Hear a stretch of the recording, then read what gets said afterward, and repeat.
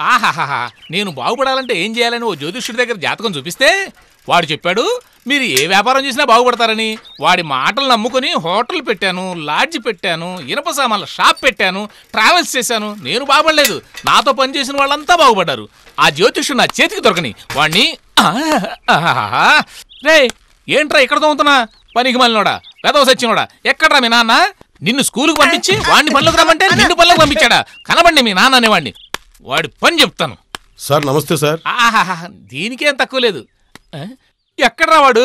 సగంలో పని ఆఫీస్ వెళ్ళినట్టున్నాడు. వాస్తుని మార్చేస్తానన్నాడు, రాలేదా?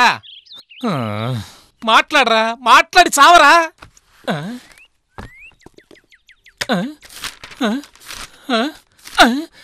ఏంట్రా ఇది? పోయిన వారం బ్యాలెన్స్ చూపిస్తున్నావేంటి? కస్టమర్స్ ఎవరు రాలేదా ఏంటి? ఏజెంట్స్ కమిషన్ ఇవ్వలేదని. కమిషన్ కమిషన్ కమిషన్, ఎక్కడ చూసినా కమిషనే. కింద కమిషన్ ఇస్తేనే పైన పని జరుగుతుంది. ఇలా అయితే దేశం బాగుపడట్టే.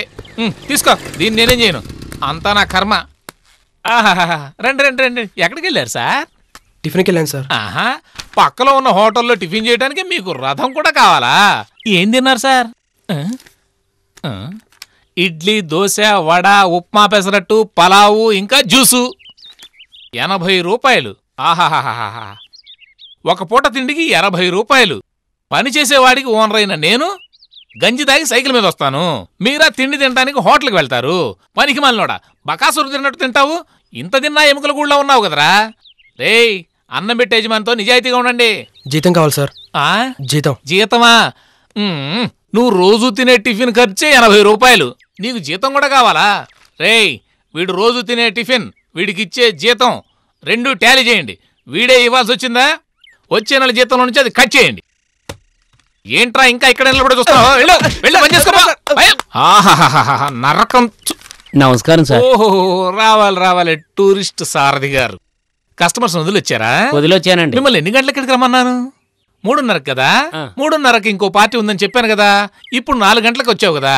ఆ పార్టీ నాకు ఫోన్ చేసి కాంట్రించి యాక్టివ్ అని ఉమ్మేస్తున్నాడు. వెళ్ళి వాడిని పికప్ చేసుకో. ఇప్పుడు వెళ్ళే డీజిల్ డబ్బులు నేను ఇవ్వను, నువ్వే వేసుకోవాలి. ఎంత డీజిల్ పోయించావు? 30. 30? 20 పోయించని చెప్పాను కదా. నీకెన్నిసార్లు చెప్పాను బండి డౌన్లో వెళ్తున్నప్పుడు స్విచ్ ఆఫ్ చేయమని? నా మాట ఎక్కడింటావు? సరే, నువ్వు మందు తాగడం మానేసి ఇప్పుడు డీజిల్ తాగుతున్నావా? ఇంజిన్ బోర్కి వచ్చింది సార్, రిపేర్ చేయించమంటే చేయించట్లేదు. నన్నేం చేయమంటారు? ఇంజిన్ బోర్ చేయించడం కాదురా, నిన్ను రిపేర్ చేయించాలి. వెధవా, వెళ్ళరా. ఆహాహా, వచ్చాడు బుద్ధి చెప్పడానికి. ఇదొకటి. హలో,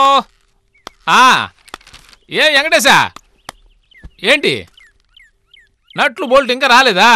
రాత్రి వాడికి చెప్పొచ్చాను కదా ఉదయాన్నే డెలివరీ పంపించమని. ఒక్క నిమిషం ఆగు.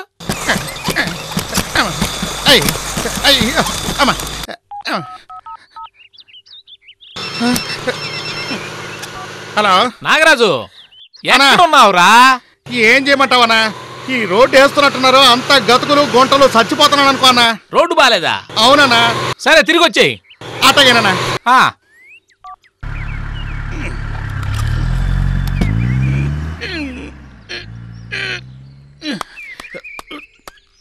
ఓ, ఈ పని వాళ్ళతో పని చేయించేటప్పటికి నా దోల తీరిపోతుంది.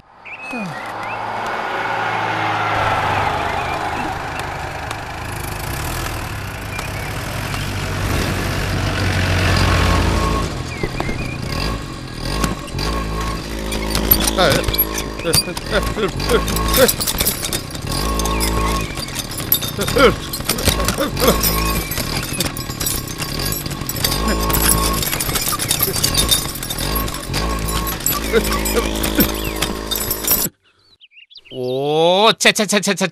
ఇలాంటి పని వాళ్ళని పెట్టుకొని నేను పని చేయించుకోలేను. వీళ్ళ దెబ్బకి నా జుట్టు అంతా ఊడిపోతుంది. వచ్చావా? రా.